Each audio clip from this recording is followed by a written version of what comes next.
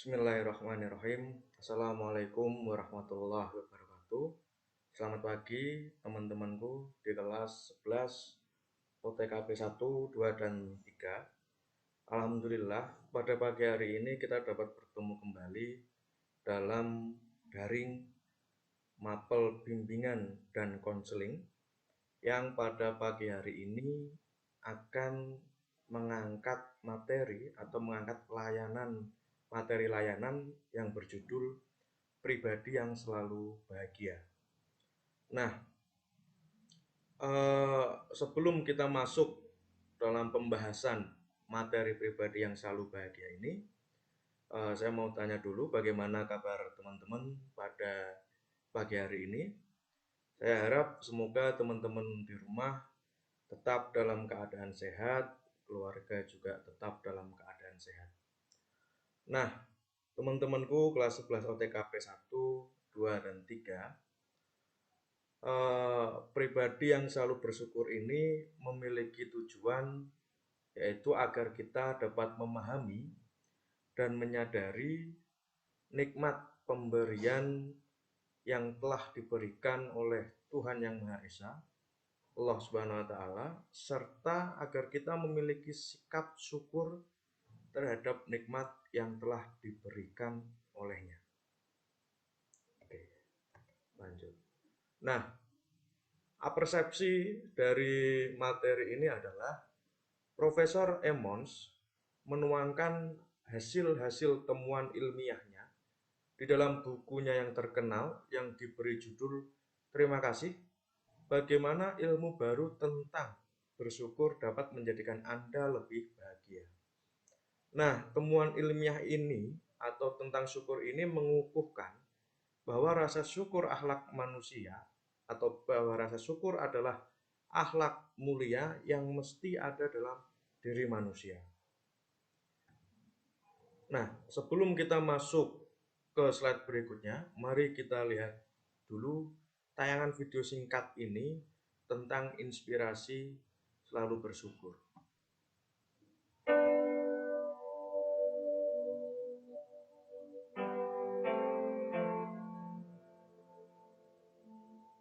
Nah, mengeluh adalah hal yang sangat mudah dilakukan. Pertanyaannya adalah, mengapa kita sering mengeluh? Kenapa coba kita sering mengeluh? Mari kita resapi bersama.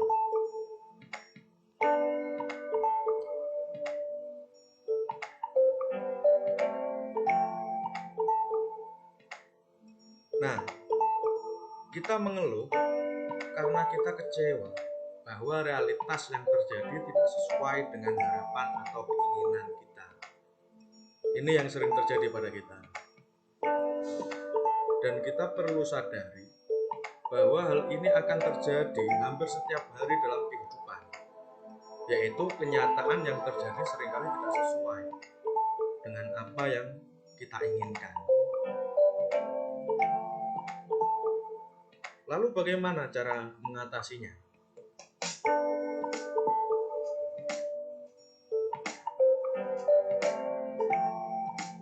Hanya ada satu kata, yaitu bersyukur. Bersyukur atas hidup kita. Percayalah bahwa di balik semua hal yang kita sering keluhkan, pasti ada hal yang dapat kita syukuri. Sikap bersyukur adalah emosi yang sehat.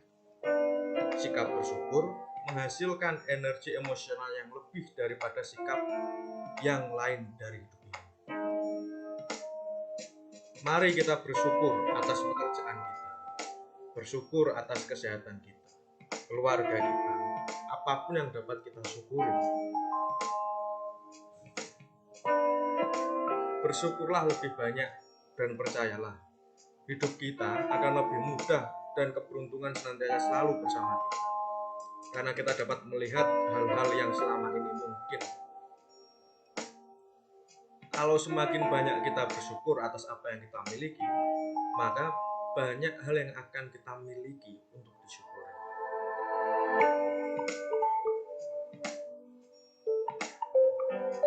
Namun semakin banyak mengeluh atas masalah yang kita alami, maka jangan heran jika rasanya semakin banyak masalah kita alami untuk dikeluhkan.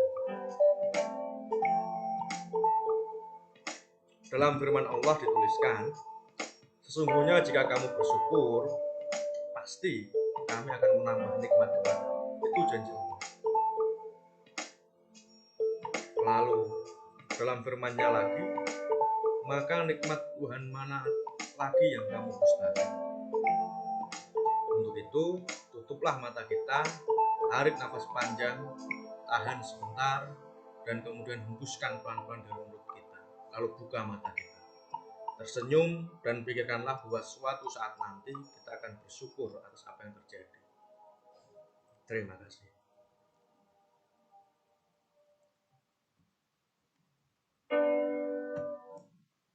Nah, itu tadi video inspirasi untuk kita agar bisa selalu tersenyum. Jadi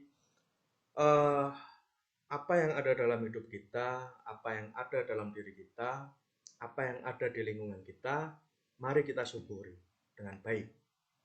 Kita syukuri karena di atas langit masih ada langit.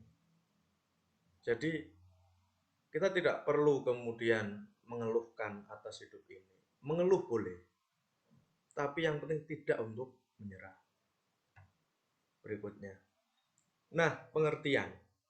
Menurut bahasa, syukur adalah suatu sifat yang penuh kebaikan dan rasa menghormati serta mengagungkan atas segala nikmatnya.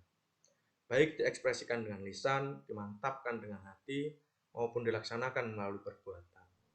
Dalam andas besar bahasa Indonesia, rasa syukur ini memiliki dua arti, yaitu rasa berterima kasih kepada Allah Subhanahu wa taala dan kemudian merasa beruntung atau merasa lega, senang.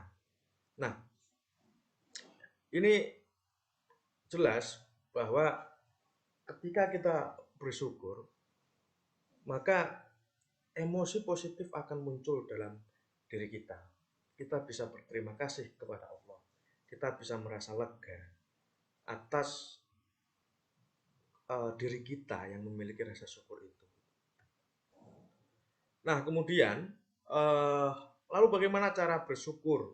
Nah, ini cara bersyukur pada Tuhan.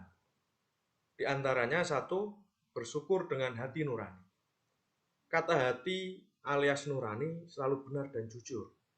Untuk itu, orang yang bersyukur dengan hati nuraninya sebenarnya tidak akan pernah mengingkari banyak nikmat Allah.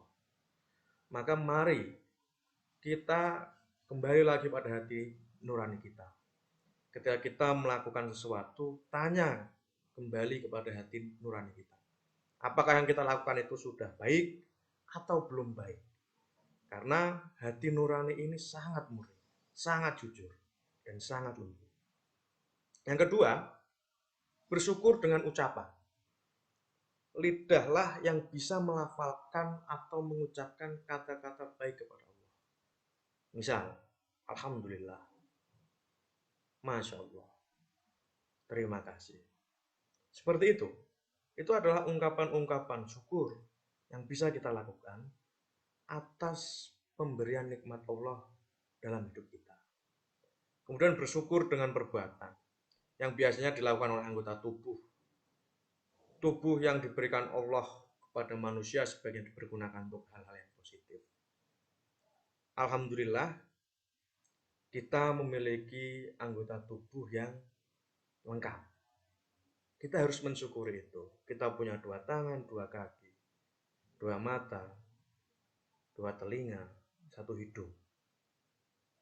Ada di antara teman-teman kita yang belum memiliki anggota tubuh yang lengkap. Maka mari kita syukuri tubuh kita yang lengkap ini dengan dipergunakan untuk hal-hal yang positif. Kaki kita langkahkan untuk ke sekolah. Tangan kita manfaatkan untuk menolong, untuk menulis. Mata kita manfaatkan untuk membaca yang baik-baik. Kemudian telinga kita manfaatkan untuk mendengar materi dari guru, mendengar ucapan orang tua, dan lain sebagainya.